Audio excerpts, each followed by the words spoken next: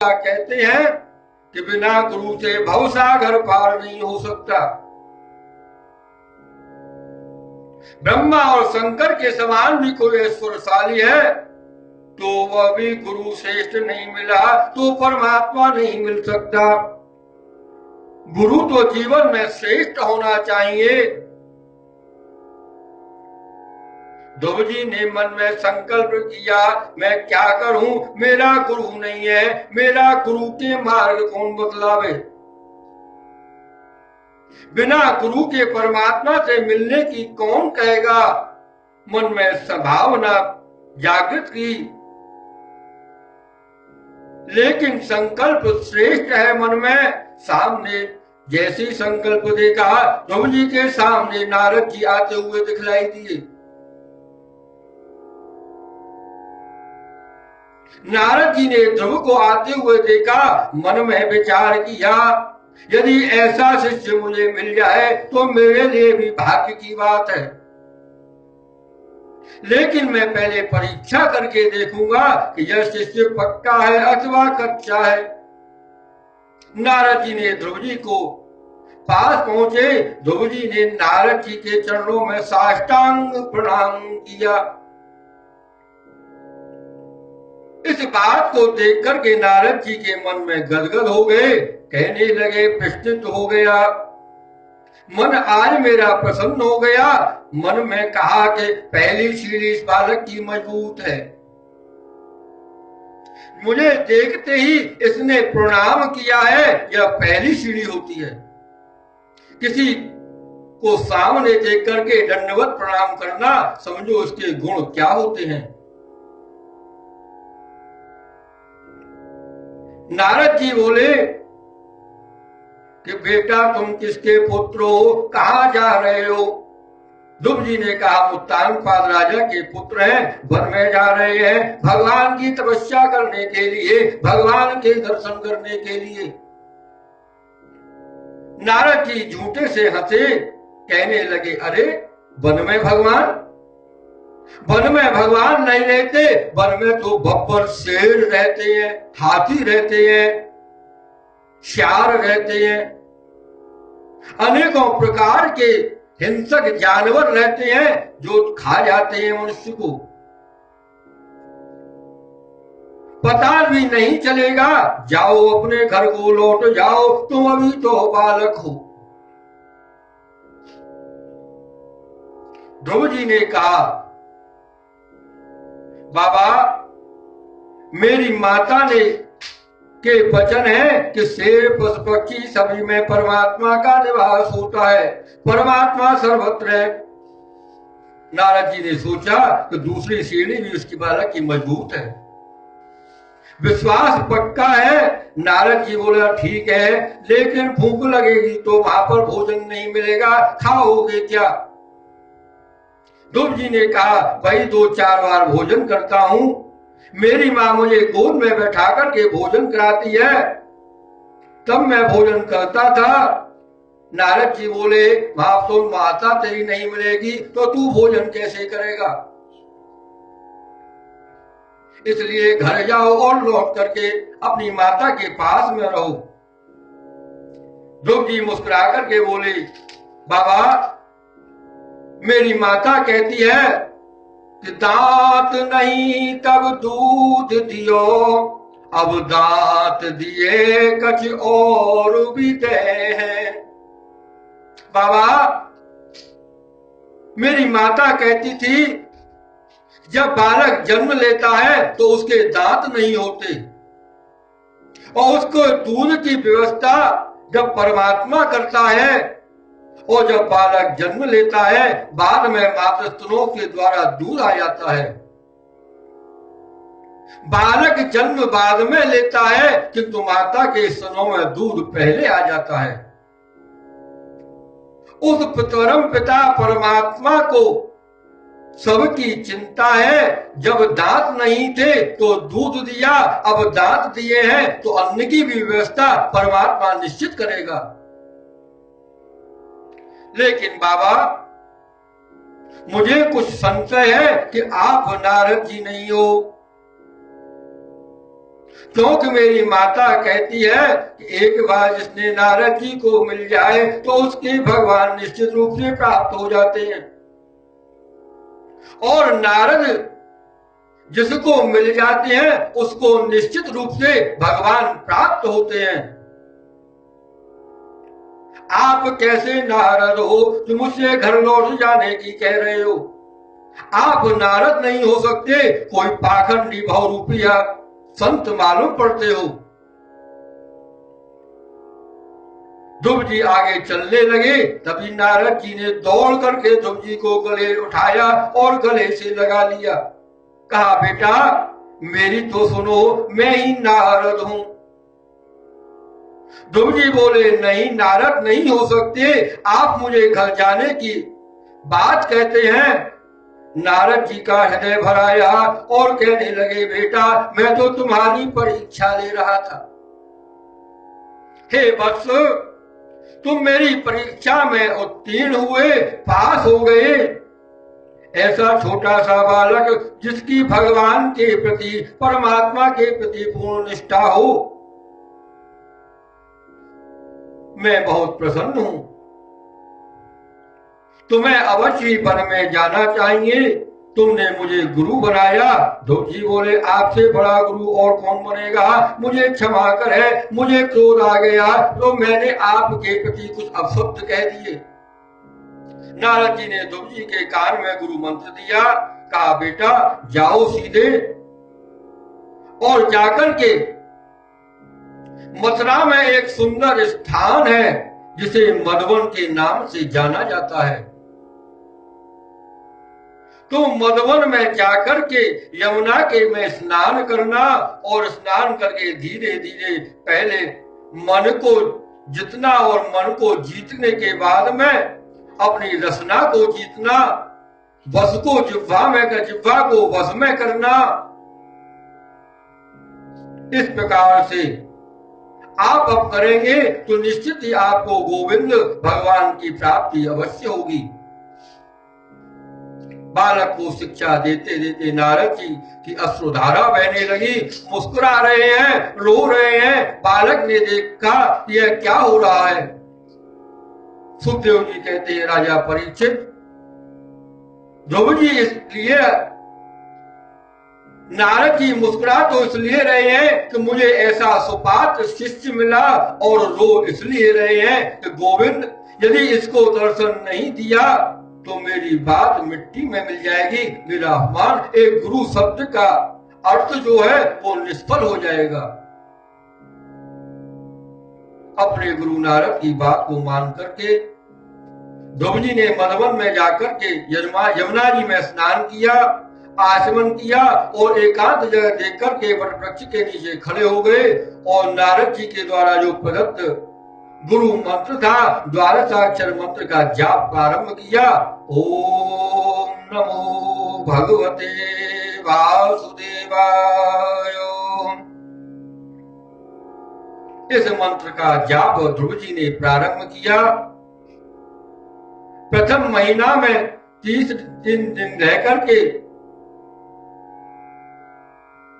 ध्रुव जी कुछ खा लेते और अहरनिश 24 घंटे जाप में लगे रहे। दूसरा महीना प्रारंभ हुआ, छठे दिन केवल पत्ता खा करके भगवान का भजन किया। त्रात्रांते कपित्त बदरासन आत्मवृत्त्यनुसारेण मासम नित्य चयन हरिम। तीसरा महीना प्रारंभ हुआ, इसमें ध्रुव जी ने केवल 90 दिन जलाहार पानी पी करके ही अपने समय को व्यतीत किया। चौथे महीना प्रारंभ हुआ, इसमें 12वें दिन वायु का केवल भक्षण किया और सब वस्तुओं को त्याग दिया। ध्रुव जी के तपस्या का जब 5वां महीना प्रारंभ हुआ, आपने श्वास को अपने को रोक लिया।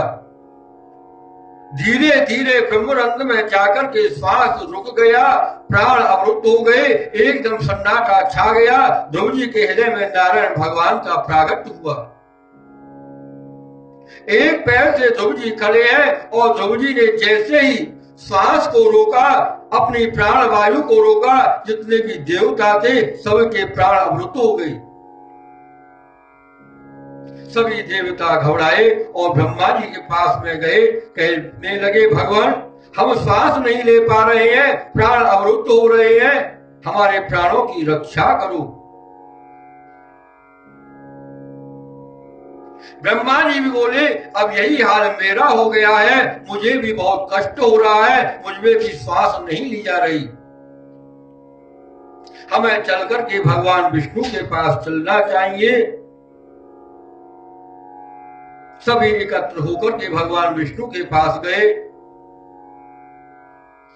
प्रभु ने कहा, देवताओं डरो नहीं, मेरा छोटा सा बालक भक्त मेरी समाधि में है, वह इतना ध्यानस्थ हो गया है, इतना ध्यान मग्न हो गया है, उसका प्राण अवरुद्ध है। अभी जाकर के मैं उसे दर्शन देता हूं और जब आपकी श्वास चलने लगेगी। तुरंत भगवान गरुड़ पर आरूढ़ हुए और भक्तों के दर्शन हेतु बड़ी आतुरता से वहां से चल दिए। ध्यान दें, यहाँ भक्त ध्रुव जी को भगवान दर्शन देने नहीं, दर्शन भगवान भक्त के दर्शन करने के लिए आ रहे हैं। ध्रुव जी के मन में, हृदय में भगवान की झांकी थी। सभी देहाभ्यास की निवृत्ति हो चुकी थी। नारायण भगवान ध्रुव जी के हृदय स्वरूप को ध्यान कर रहे हैं। नेत्रों के सामने भगवान ने सोचा, यह बालक तो अपनी आंखों को खोलता नहीं, तुरंत अंतर ध्यान हुए और आकर के सामने प्रत्यक्ष रूप से खड़े हो गए। जैसे ही ध्रुव ने अपने हृदय में भगवान के दर्शन नहीं किए, आंखें खोल करके देखते हैं तो सामने चतुर्भुजी भगवान विष्णु सामने खड़े हुए हैं। बोलिए विष्णु नारायण भगवान की जय। सुखदेव जी कहते हैं, राजा परीक्षित, भक्त और भगवान एक दूसरे को एकटक होकर के देख रहे हैं। भगवान भक्त को देख रहे हैं और भक्त भगवान को देख रहा है। कैसी सुंदर झांकी है, उसका तुम भी दर्शन करो और अपने हृदय में भगवान का निवास करो।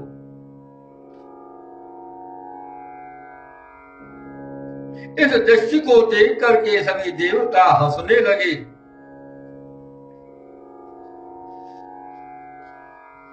सूत जी कहते, मैत्रेय जी, प्रभु कितने कृपालु हैं, देखो ये सब क्यों हंस रहे हैं, इनके मन में क्या भाव है। अनेकों प्रकार से वर्णन किया। भगवान कहते हैं कि मैं मंदिर में नहीं रहता, मैं किसी मठ में नहीं रहता, मैं वैकुंठ में नहीं रहता, जहां पर मेरा भक्त होता है वहां पर मैं रहता हूं।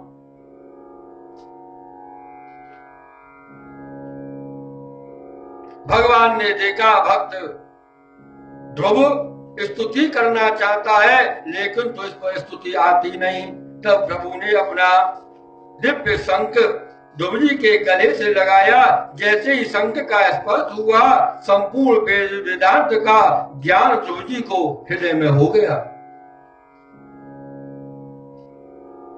भगवान को कहते हैं, मूकं करोतु वाचालम पंगुम लंघयते गिरिम यत्र पातमहं वन्दे परमानंद माधव।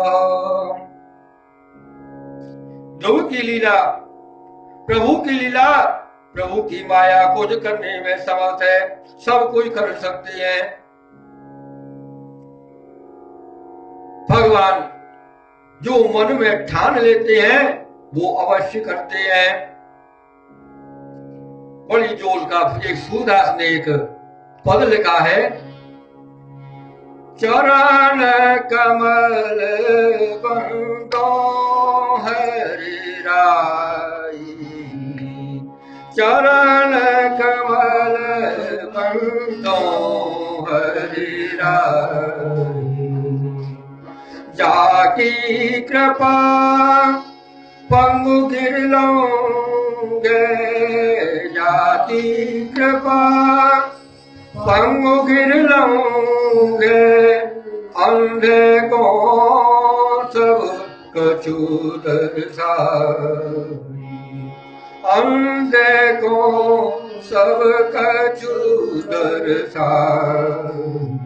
चरण कमल बंदो हरिराई, पैरो सुने मूग पुन बोले, पैरो सुने मूग पुन बोले, रंग चले सिर छत्र धरा, चरण कमल बंदो हरिराई, चरण कमल बंदो हरिराई।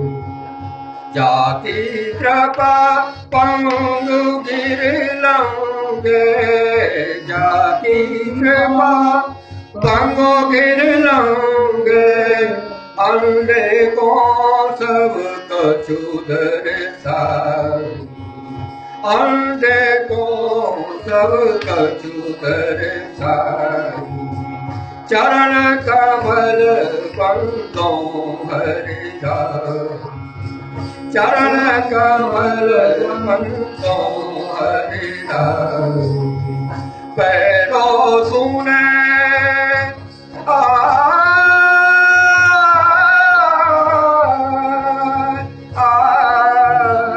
पैरो सुने गूंग पुन बोले, पैरो सुने गूंग पुन बोले, रंग चले सिर छत्र धराई, रंग चले सिर छत्र धराई। चरण कमल बंदो हरिराई, चरण कमल बंदो हरिराई। सोर श्वास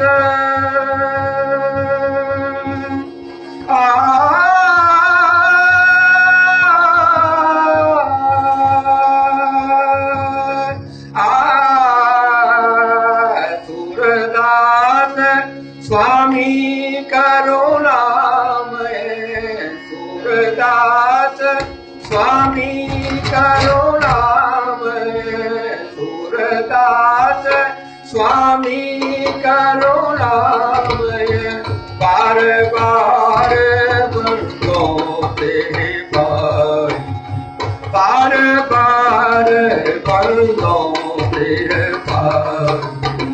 चरण कमल बंदो हरिराई, चरण कमल बंदो हरिराई। जाकी कृपा पंगु गिरलोंगे, जाकी कृपा पंगु गिरलोंगे, कंधे को सब कछु दर्शाई, अंधे को सब कछु दर्शाई। चरण कमल बंदो हरिराई, चरण कमल बंदो हरिराई, चरण कमल बंदो हरिराई।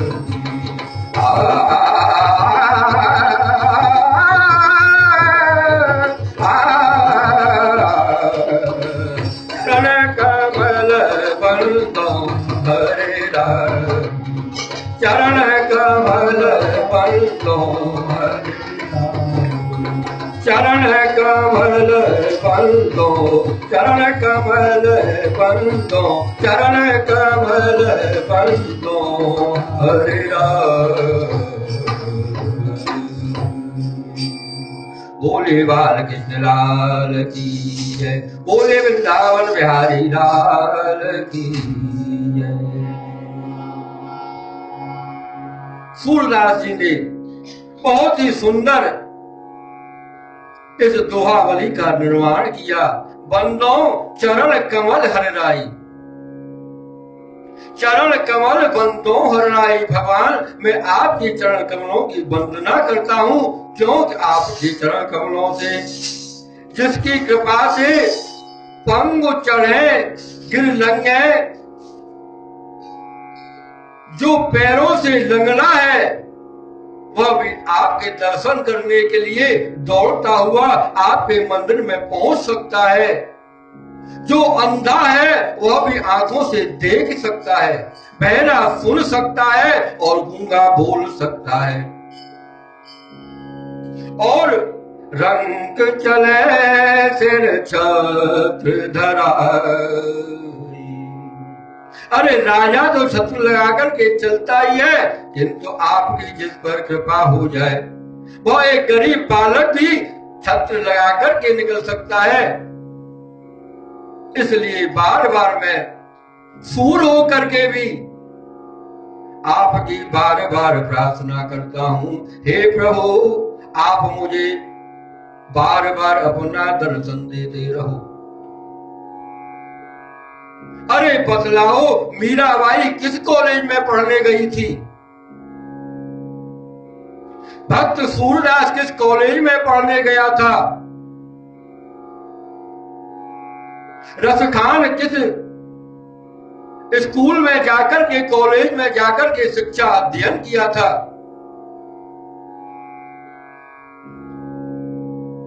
केवल उन्होंने भक्ति का सुरमा लगा करके, भगवान का हृदय में ध्यान धर के आराधना की। गुरु गोविंद के सर्वोच्च कॉलेज में अध्ययन किया और जिस अध्ययन के प्रभाव से उनकी कविताओं की एक एक लाइन, एक एक शब्द अर्थ आज के कॉलेजों में पढ़ाया जाता है, पीएचडी की जाती है, किंतु फिर भी उसका अर्थ नहीं प्राप्त करते। परमात्मा की कृपा बहुत अमृतमयी है, अमृतमयी दृष्टि है। जिसने जिस परमात्मा ने जिसके ऊपर में कृपा कर दी उसका उद्धार हो गया। ध्रुव जी के कपोल से प्रभु ने अपना शंख लगाया, ध्रुव जी को संपूर्ण वेद वेदांत का ज्ञान उनके हृदय में हो गया।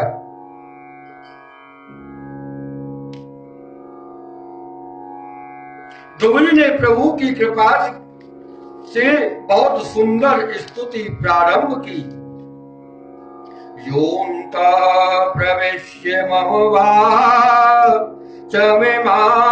प्रसोक्तां सञ्जीवयत्यखिल शक्तिधर स्वधाम्नः अन्यास्तहस्तचरण सबलत्वगादि प्राणान्नमो भगवते पुरुषाय तुभ्यं। ध्रुव जी कहते हैं, हे भगवान आपने आज मेरी सोई हुई वाणी को जगा दिया। मैं आपके श्री चरण कमलों में बारंबार वंदन करता हूँ, मैं बारंबार प्रणाम करता हूँ। ध्रुव जी की वाणी सोई हुई रहती है, प्रभु आप कृपा करी तो वह जाग गई। हे प्रभु बिना जाने आपकी प्रीति कैसे हो गई यह मुझे पता नहीं है।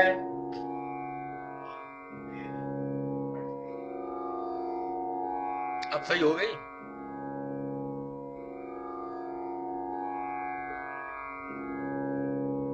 किंतु आप कैसे हैं? जो जाने ते तेहु जनाई, जानत तुम्हें है जाई।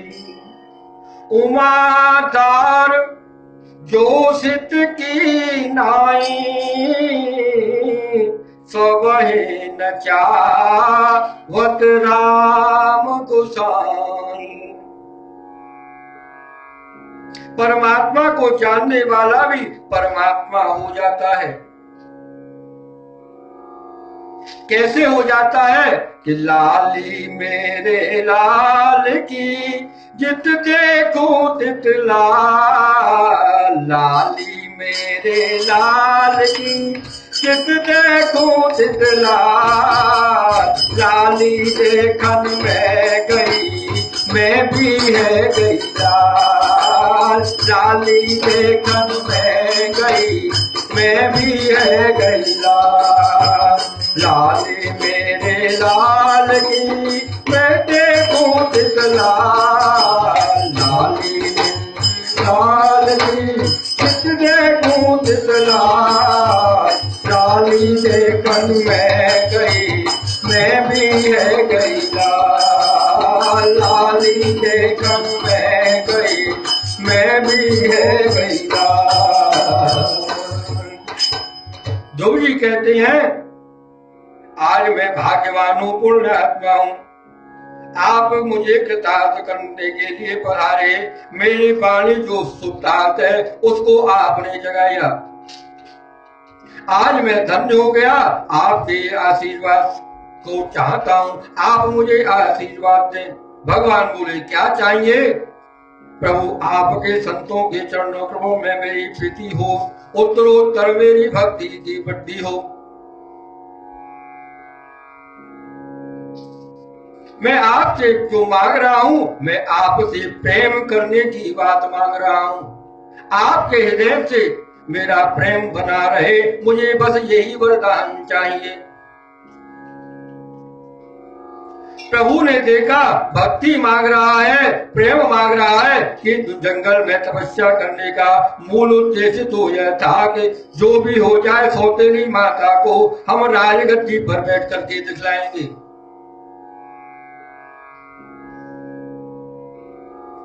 यह संकल्प ध्रुव के मन में नहीं था, भगवान के प्रति संकल्प था।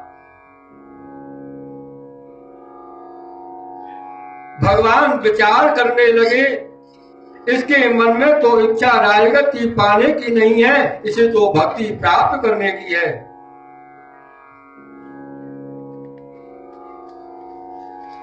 शरणागति सबसे बड़ी होती है। ध्रुव जी ने भगवान के दर्शन कर, स्तुति कर, वरदान प्राप्त कर अपने घर के लिए प्रस्थान किया।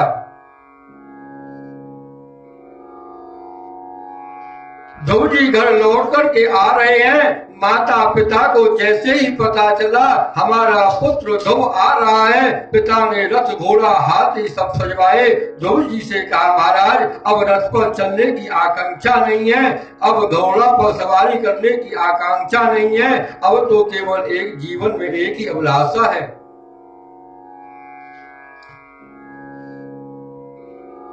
मैं तिनके से भी छोटा हूं, ये भावना